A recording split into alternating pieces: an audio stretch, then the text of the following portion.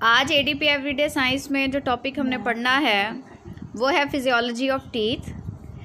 जैसे कि आप जानते हैं कि हम फिजियोलॉजी का चैप्टर स्टडी कर रहे हैं, जिसमें हम बारी बारी हर ह्यूमन बॉडी पार्ट को स्टडी करेंगे।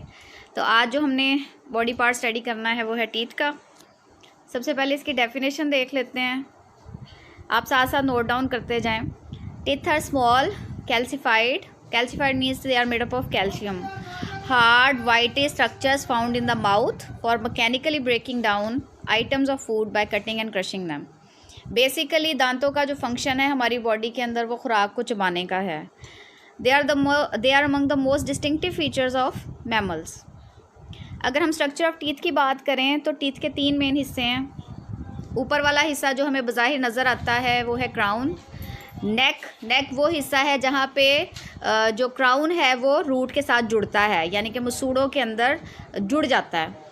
रूट दांत की जड़ को कहते हैं। क्राउन देखें, part of the teeth above the gum, मसूड़ों के ऊपर वाला जो दांत का हिस्सा है दैट इज़ कॉल्ड क्राउन।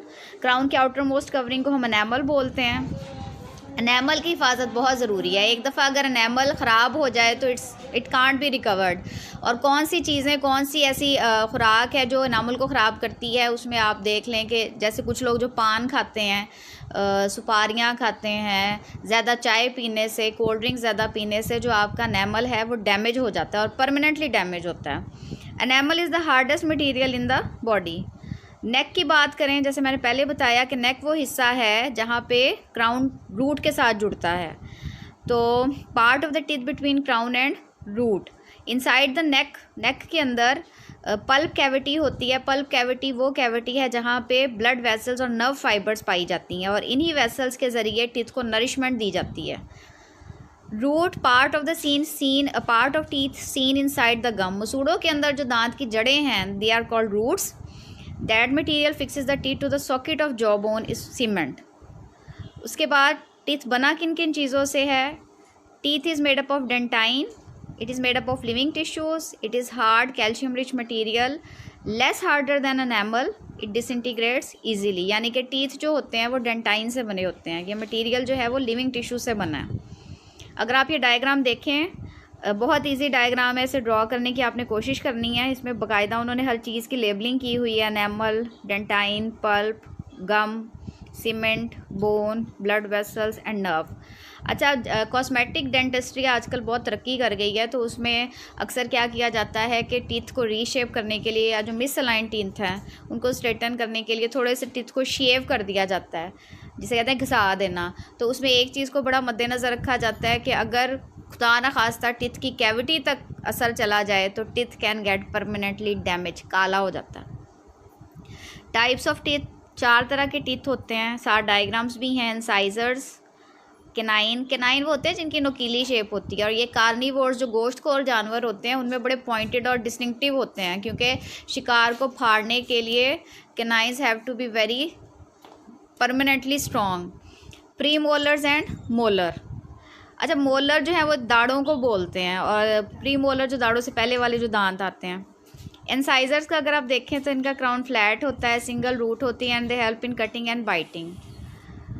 केनाइन्स जो होते हैं पॉइंटेड क्राउन होते हैं, सिंगल रूट होती है, helps in holding and tearing. मैंने पहले बोला था कि कार्निवोर्स के जो केनाइन्स होते हैं वो बड़े ही डिस्टिंक्टिव से होते हैं, प्रोमिनेंट से। प्री मोलर्स ये दाढ़ों से पहले वाले जो दांत होते हैं। 2 ridges in crown, 1 or 2 roots help in chewing and grinding। ज़्यादातर तो आपको पता है कि chewing या grinding वो हम अपनी दाढ़ों की मदद से ही करते हैं। Molars, 2 or 3 ridges in crown, 2 or 3 roots help in chewing and grinding। अच्छा, molars के बाद एक जिसे अकल दाढ़ भी कहते हैं, that's called wisdom tooth। ये सबसे हार्डेस्ट होता है। डेंटल फार्मूला अगर आप देखें तो हमारे जॉ के अंदर ऊपर और नीचे जो हैं जबड़े, there are incisors, canines, premolars and molars. अगर आप सेट की बात करें तो there are 2 incisors, 1 canines, 2 molars and 1 premolar. ये आपने सिर्फ ह्यूमंस के करने हैं, ये आपने जानवरों के नहीं करने हैं। अगर हम टूथ डिके की बात करें तो जाहिर है कि अगर हम अपने डेंटल ओरल हाइजीन की केयर नहीं करेंगे, खाना खाने के बाद जैसे कुल्ली नहीं करेंगे, रेगुलरली ब्रश नहीं करेंगे, तो जाहिर है कि वो जो खुराक चबाने से जो मटीरियल अंदर रह जाता है दांतों के अंदर, that converts into bacteria and bacteria attacks the enamel of the tooth. Enamel पे जब अटैक करेगा तो टीथ की जो है सरफेस भी डैमेज होगी। और दूसरा ये है कि मसूड़े, जिसे मांसखोरा भी बोलते हैं इस डिज़ीज़ को, मसूड़े नीचे से नीचे जाते जाएंगे। जब मसूड़े नीचे जाते जाएंगे तो दांतों पर उनका होल्ड ख़त्म हो जाएगा। As a result teeth can get weaken and ultimately fall down.